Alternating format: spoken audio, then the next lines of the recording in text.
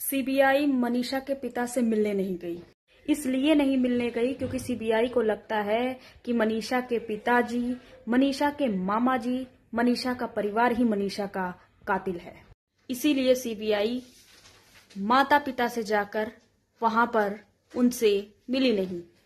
जबकि 2 दिन पहले उनकी कॉल गई थी कि आपके बेटी के हत्यारों को हम ढूंढ निकालेंगे। अब ये जांच हमें सौंप दी गई है, यानी सीबीआई को। सीबीआई ने कहा, क्या आप मेरी मदद करेंगे? तुरंत फौरन मनीषा के पिताजी का कहना था, हाँ क्यों नहीं, हम आपकी मदद क्यों नहीं करेंगे, आप आ जाइए और अपनी जांच शुरू करिए। लेकिन अभी तक सीबीआई उनके घर पे पहुंची नहीं। सीबीआई को लगता है कि मनीषा के घर वाले, उनके माता पिता ने ही मनीषा को मार डाला है। क्या एक पिता अपनी बेटी को मार डालेगा? क्या एक पिता अपनी बेटी को इस तरीके से मार डालेगा? इतनी बेरहमी वाली मौत। आज ये चीज मैं साबित करूंगी, मेरे पास फैक्ट्स हैं कि उनके माता पिता, उनका परिवार मनीषा हत्याकांड में निर्दोष हैं, उनका इसमें कोई हाथ नहीं है। मीडिया में ये बात बहुत उल जुलूल तरीके से उछली है और बता दें कि मनीषा के पिताजी का जवाब भी आ गया है और वो बहुत हतोत्साहित हैं, वो बहुत ही दुखी हैं और वो डिप्रेशन में हैं। वो रो दिए। वो बोले कि मीडिया में तो अब ये उछाला जा रहा है कि मैंने ही अपने बेटी को मार डाला है, और ये कहते हुए वो फूट फूट के रो दिए। कुछ लोग चंद व्यूज के कारण, कुछ अपने चैनल को ग्रोथ देने के वजह से, इस इंटेंशन से वो कुछ भी न्यूज दे देते हैं। ये भी हो सकता है कि इस केस को दबाने के लिए कोई नेता, मंत्री, पुलिस, जो कि इस केस में जो बहुत बड़े इंसान हैं, जो कि छिपे हुए हैं, वो भी ऐसा कर सकते हैं। ये लोग ये भी बोल सकते हैं कि जाओ जाके छापो कि मनीषा के पिता ने ही मनीषा को मार डाला है।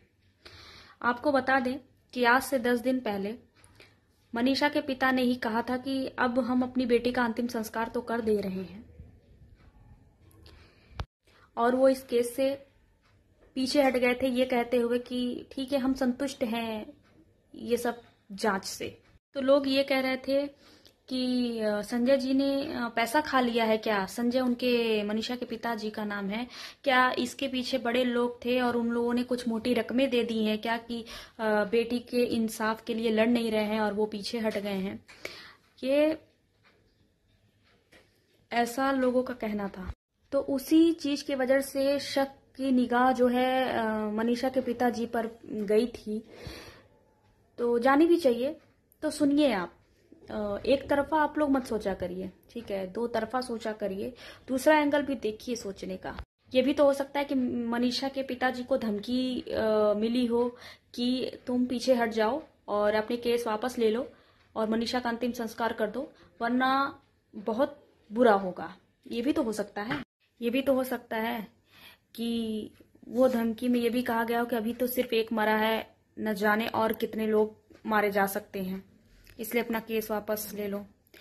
आपको याद होगा कि जैसे मनीषा के पिता अपना कदम पीछे किए, उसके बाद वो फिर आगे आए, उन्होंने प्रधानमंत्री से भी मिला। तो कहा जा सकता है कि एक इंसान अभी मरा है और देखो कितने कितने लोग मारे जा सकते हैं। पीछे हटने के बाद संजय जी फिर से वापस आए और उन्होंने मुख्यमंत्री से बात की और सारे नेताओं से बात की कि मुझे इंसाफ चाहिए, मुझे मेरी बेटी के लिए इंसाफ चाहिए। सीबीआई से न जाने कितने कितने लोगों से गुहार लगाई कि मेरी बेटी को इंसाफ दीजिए। तो वो चप्पे चप्पे खोजता अपनी बेटी को, वो जा जा करके पूरे हरियाणा में चप्पा चप्पा खोजता अपनी बेटी को। भैया, अगर दोष लगाओ ना तो शकल देखकर दोष लगाना चाहिए। पुलिस से भी उन्होंने जाकर के कंप्लेन की, तो उन्होंने बोला कि आपकी बेटी भाग गई है, तो मैं कल कंप्लेन लिखूंगा आपकी। क्या समाज है। हमारे यहाँ कहावत है कि जब भी इल्जाम लगाओ तो शकल देख लो, आंखें सब बयां कर देती हैं सब कुछ। ऐसी खबरें बहुत ही कम सामने आती है कि एक पिता अपनी बेटी को मार दिया। अभी हाल ही में एक खबर आई थी कि एक टेनिस थी बेटी, एक